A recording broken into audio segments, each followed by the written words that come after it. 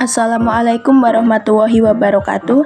Saya Arina Maflahah, NIM 2305046010 dari kelas Akuntansi Syariah 1C akan menyampaikan biografi Muhammad Hatta dengan tema sang tokoh proklamator cerdas yang menjabat sebagai wakil presiden yang jujur dan sederhana. Muhammad Hatta atau biasa disebut dengan Bung Hatta menjadi Wakil Presiden Republik Indonesia yang pertama mendampingi Soekarno dan juga dijuluki sebagai Bapak Koperasi Indonesia. Muhammad Hatta lahir di Bukit Tinggi, Sumatera Barat. Ayahnya seorang ulama tarekat dan ibunya berasal dari keluarga pedagang.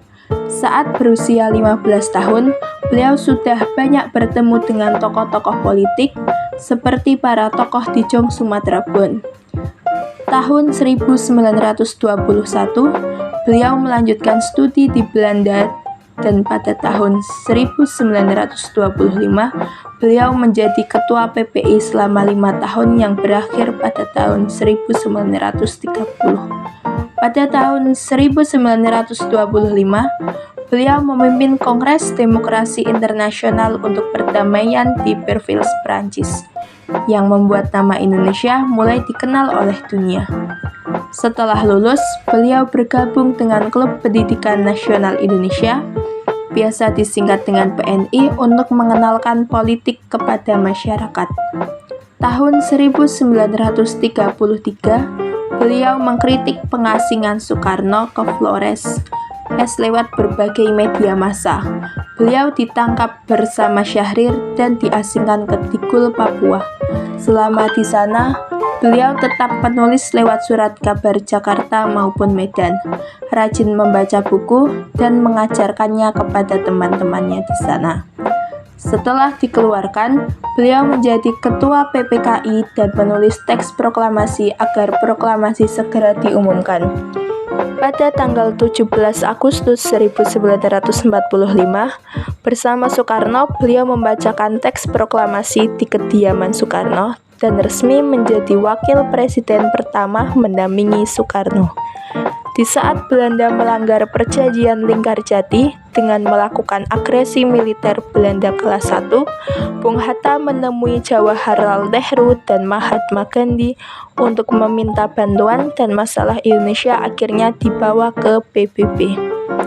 Akhirnya Ratu Juliana memberikan pengakuan atas kemerdekaan Indonesia pada tanggal 27 Desember 1949. Beliau pernah berpidato di radio mengenai Hari Koperasi guna membimbing gerakan koperasi pada masyarakat. Beliau pernah menjadi dosen di Sekolah Staf dan Komando Angkatan Darat di Bandung dari tahun 1951 sampai dengan 1961 dan menjadi dosen di Universitas Gadjah Mada di Yogyakarta dari tahun 1954 sampai 1959.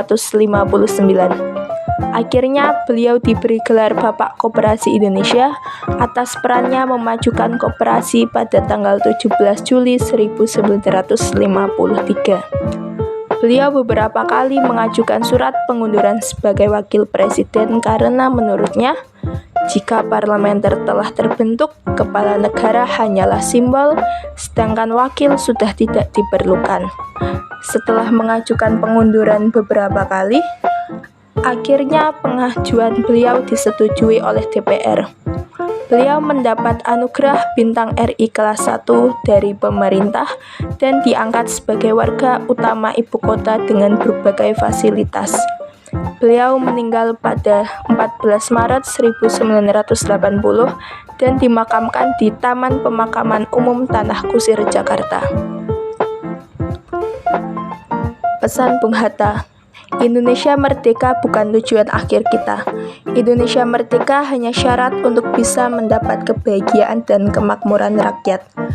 Demikian yang dapat saya sampaikan, kurang lebihnya mohon maaf. Wassalamualaikum warahmatullahi wabarakatuh.